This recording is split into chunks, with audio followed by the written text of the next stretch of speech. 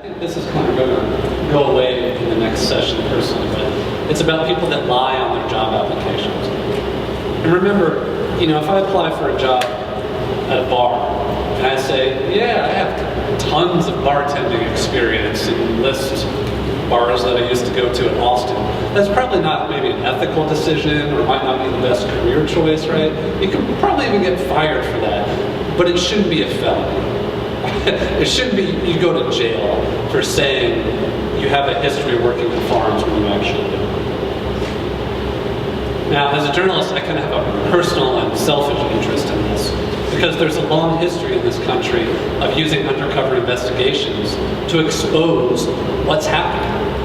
I mean, I don't know if people are forced to read Upton Sinclair's The Jungle anymore, but this was a landmark work that he famously said he aimed for people's hearts and he hit them in the stomach, meaning the descriptions of the abuses of workers and of animals in these facilities was so egregious, it started a national dialogue that led to major reforms in the industry.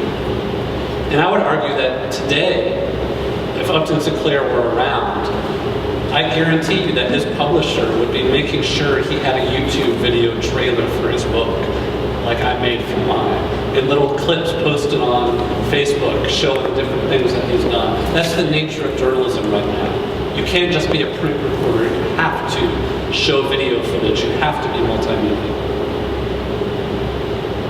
Now the language being used by these industries to justify this, I think would be a little appalling if the general public knew about it. With my wild and exciting life doing the work I do, a lot of times I'll read these industry publications like Dairy Herd magazine, and this is a sexy life, let me tell you.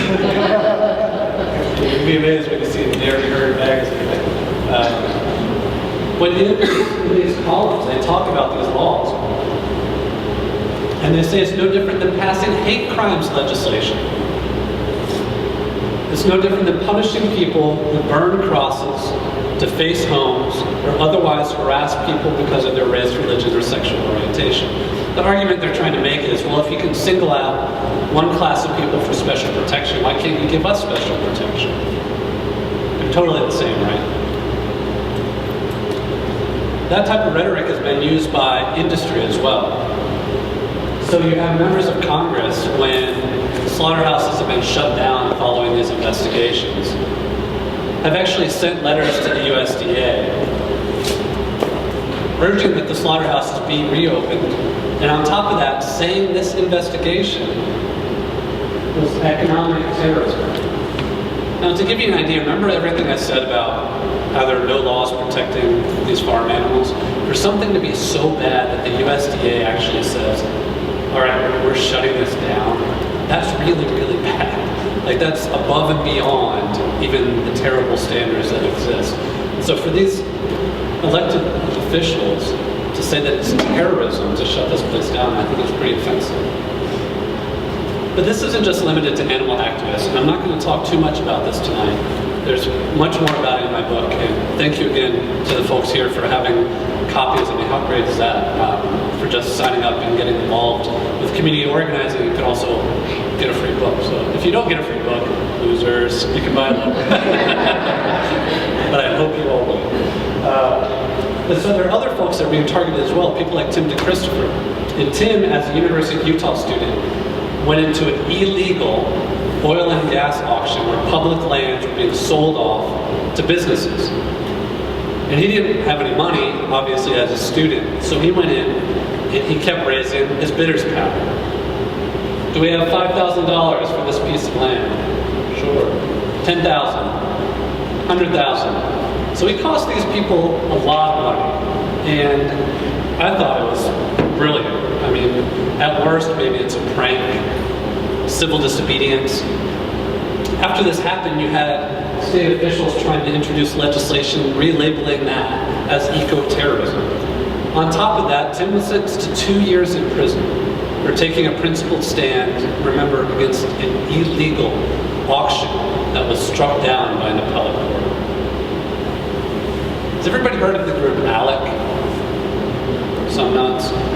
So the American Legislative Exchange Council It's been in the news a lot lately related to union busting legislation in Wisconsin, stand your ground legislation in Florida. They also have a model bill called the Animal and Ecological Terrorism Act that includes all of this Ag-Gag stuff. But it also includes language about materially, financially, or otherwise supporting people that are accused of being these terrorists. And the way ALEC works is you have state officials that receive this model legislation that's literally drafted by corporations. So ALEC members come together, they sit in nicer, fancy hotels, and while the state lawmakers go off to Broadway shows and to fancy dinners paid by corporations, the corporate representatives stay behind and they draft these bills. That's how this was made. So when they're introduced, people have no idea that they actually were made up by corporations. And so this has been a real problem for me as a reporter, trying to decipher whether all of these Ag-Gag bills are coming from ALEC or someplace else. But really you can't overstate the influence that this group has had. In Iowa, there's a heavy influence of ALEC. Some of the key players of the organization nationally were behind this. All of the states that have had Ag-Gag bills have members on ALEC's key task forces. I'm not going to go bore you with all the bullets. But there's a lot more on my website as well showing all of these different connections. And we also see that a lot of these Ag-Gag bills, they're not creative. They're just copying and pasting language from one bill to the next. So the stuff you're seeing in Tennessee is very similar to these mandatory reporting bills that are popping up in other states as well, and that we're going to see more of in this year. New Hampshire had a bill that just dropped that's almost identical to the one that's, because they expect it to come up again here. Now I know I'm dumping a lot of depressing, intimidating information on you all, but the purpose of me being here is to emphasize how all of this is backfiring against these people.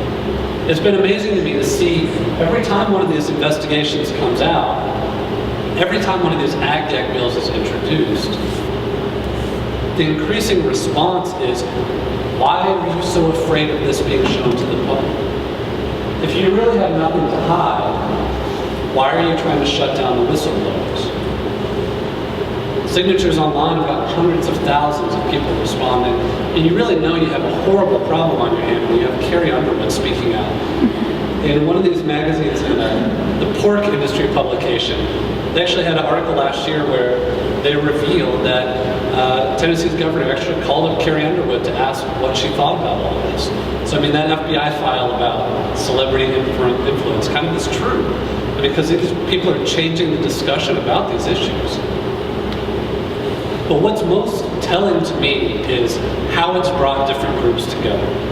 I gave a talk at Georgetown Law School last year, and I was amazed that it was me speaking as a journalist alongside the ACLU, the ASPCA, which is the most mainstream of the mainstream animal groups. So much so that there's like always tension and infighting, right? Because they're not doing what other people want them to do. Compassion Over Killing, the Government Accountability Project, which represents workers and whistleblowers, all sitting at the same table.